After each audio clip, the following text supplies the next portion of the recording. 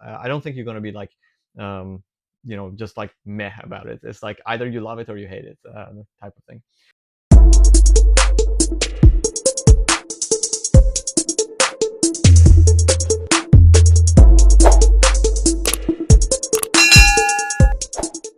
Welcome to the blind battle of the Laphroaig ex-bourbon casks. I'm your host Sam, and this is Whiskey and SV.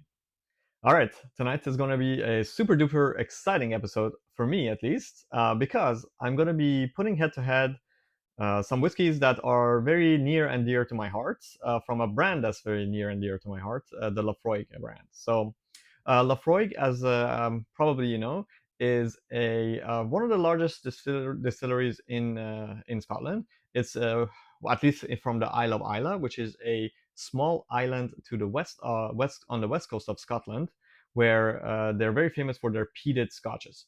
Meaning, we've said this before, right? Peat is like basically this decomposed earth that they used as a heating source, or at least they used to use as a heating source. And now these days they just basically just smoke it and let that smoke go through the barley before it is malted and then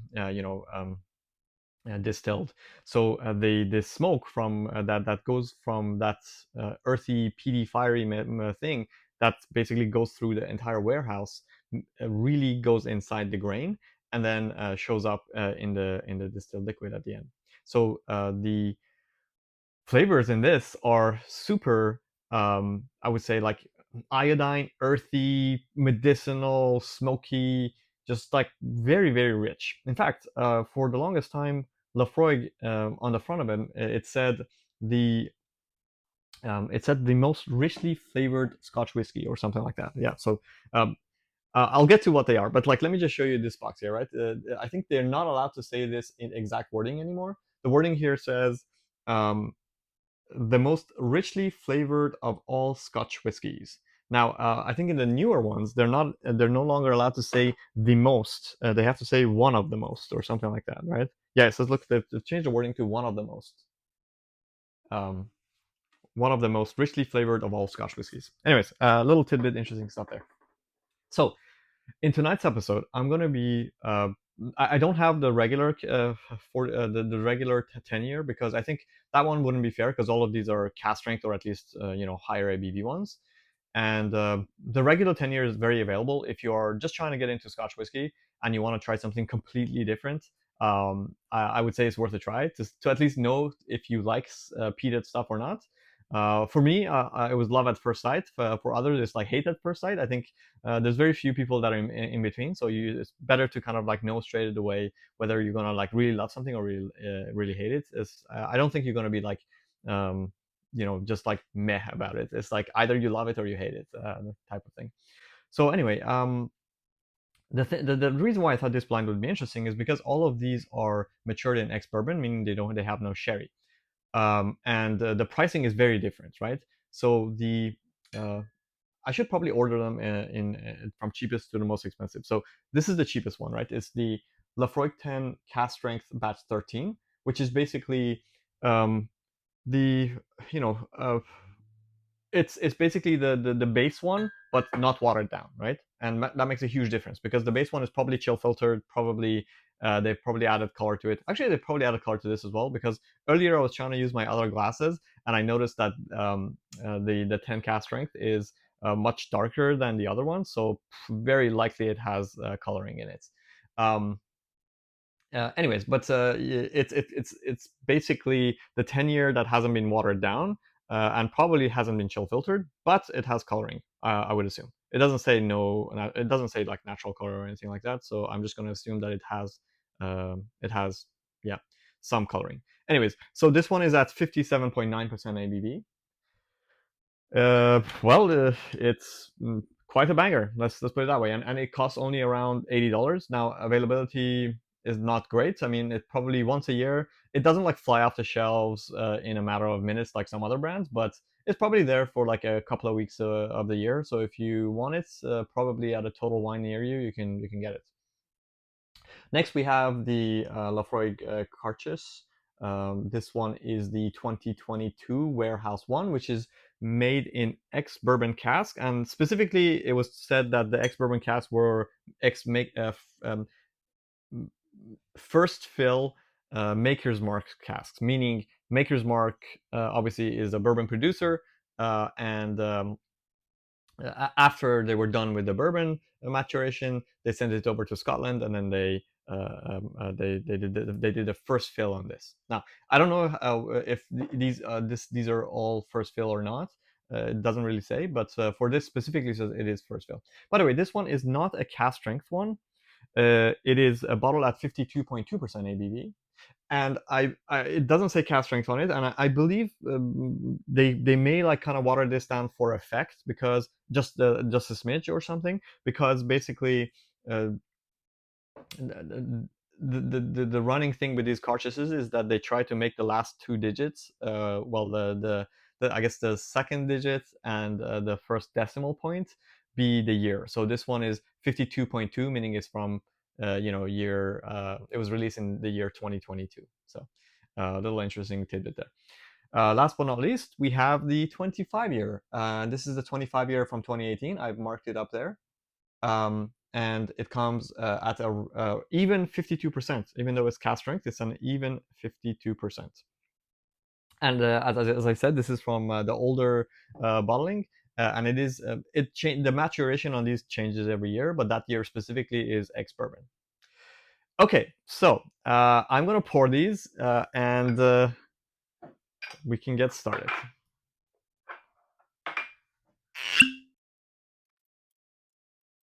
As I'm pouring this already, I'm seeing that this aroma of being next to a bonfire, like the smokiness, and just the yeah, that bonfire smell. The uh, yeah, it's just like taking over the room, and I spilled some on my hand, so that is indeed very, very richly flavored and rich, very aromatic.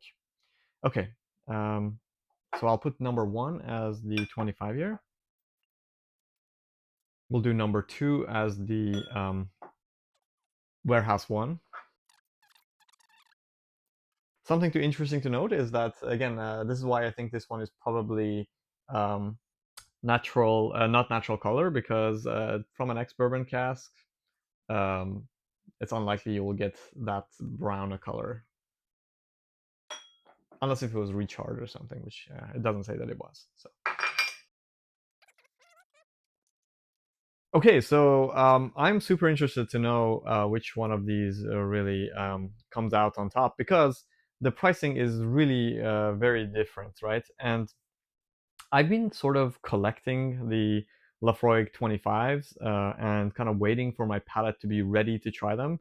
So, but to be honest, I haven't been drinking a lot of peated stuff recently. I've just kind of like discovered this love of bourbon, and I've been spending a lot of time with bourbon, and more like sherry cask influence on lightly peated stuff. So, yeah, it's gonna be an experience going back to this with all this bourbon stuff. As always, I will nose them first, and we have to be careful with the nosing of these, because they are cask strength and they are peated, and peat is notoriously very easy to get lost in. So I'm just going to do a very small whiff of each one first, and then go back, because I'm just worried that I'll get too acclimated to the peat and I won't be able to tell. Yeah, as I've said before, I don't really like nosing out of these black Glencairns. They make everything mm, smell more fruity than it actually is. I mean, I don't. I've never really got a lot of fruit on Laphroaig, but somehow I'm getting like a little bit of fruitiness in this. Of course, the peat is pretty strong, but I'm trying to look past it and see what else is there. This one is a little bit less um, aromatic. This feels like it has more complexity going on. Yeah, I would say so far this seems like it has a little bit more complexity. Like it has sort of like some citrus and lemon or lime kind of skins. Um, past the ashy and the peaty and the smoky stuff. But yeah, definitely more going on in this. Yeah, this one is pretty straightforward, I would say. This one is kind of like in betweenish. Yeah, I would not say there's one nose that I definitely prefer. I would say probably this one is there's more going on. Yeah, there's more interesting stuff on there. Yeah, this one is a bit muted to be fair, and this is somewhere in between. Okay, so let's get with the tasting and see where that takes us. Very flavorful, right? Just that arrival is quite a bit of sort of like yeah lime, lemony, maritime type flavors. Like if you're like you got a bonfire by the ocean and um, got that kind of like saline type notes. Yeah, the fruits are mostly just again like lemon, lime, those types of things. There's an ashiness, quite a bit of like mouth-watering peppery notes. Um, yeah, it's very nice. Um, yeah, I don't know what to tell you. It's just it's pretty nice. It's pretty good. Wow. Comparatively, the arrival on this um, was much less intense. It felt comparatively more watered down, and it had a lot more of those ashy flavors to it.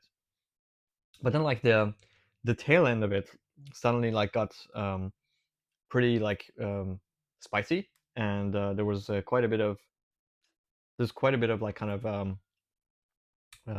what do you call it mouth-watering type little bit of like acidity like from metallicness, but not so much. I think by comparison, this comes across as harsher. Um, at the beginning it feels a bit more watered down, and then there's a lot more of that ashy note, and then the spices at the end have a little tinge of metallicness to them, compared to this one, which I think like was didn't it wasn't like as ashy, and it was missing. It didn't have like that metallic note. So uh, definitely prefer this to this. Let's try this last one. This is somewhere in between. I think it's closer to the first one, to be honest. There is, you know, I, let's see. Interesting. I think it's closer to the first one, but there's a lot more of a peppery note to it. There's like this black pepper note that like kind of like makes your tongue tingle a little bit. Um, that was definitely not in the other two. So there's something different in terms of like the pepperiness and the tingling feeling that come in this one. I would say it's both of these seem they're younger than this. I would say that yeah, for sure. Even though they both arrive a little bit more watered down, they have more kind of um, acidity or like this metallic note that comes towards the end. And this is definitely way more spicy than all of them. This is definitely way more ashy, and this I think is a much better. I would say better. I think I would prefer this. I don't know. I would not pay like let's say if this is a 25, which I'm gonna guess that it is. It better be given like that. I like prefer it. It's definitely not worth 5 or 6 times the price.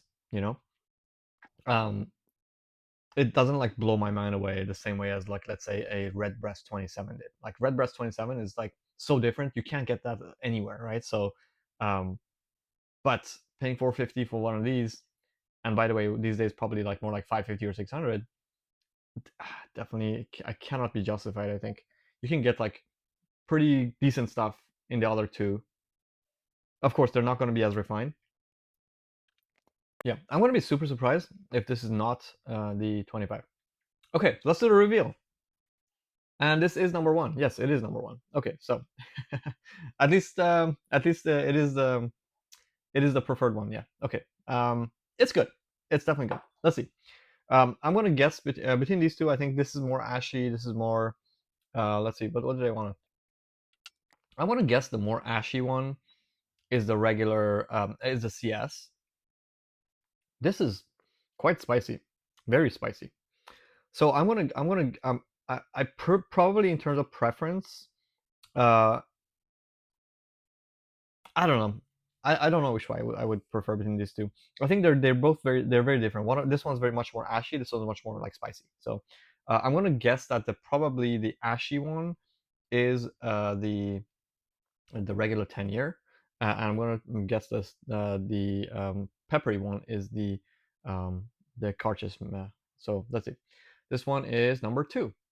So I was wrong about that. Number two is the Carchis, and it is the more ashy one, which means this is number three. Yep. There's not a whole lot of I would say there's not none of them is clearly superior. They both have like that little bit of metallicness to them, which this one doesn't. This one has been tamed by the cask apparently after 25 years in the cask. So yeah, it's nice. I just yeah, I mean, am I glad to have one open to share with folks every once in a while? Sure, but um, was it worth uh, paying $450 for? No, I wish I spent that money on something else. Okay, so I'm going to stop collecting these. I'm going to try to acquire myself an RB27. It's respectable. I just think with peated stuff, given how much the peat takes over anyway, you can have pretty good experience with much cheaper stuff, like around like $70-$80. You don't need to spend a whole lot of money to get your money's worth. Okay, well, that's it, guys. Thanks for tuning in, and I hope to see you in my next episode. Have a good one, and see you next time. Cheers.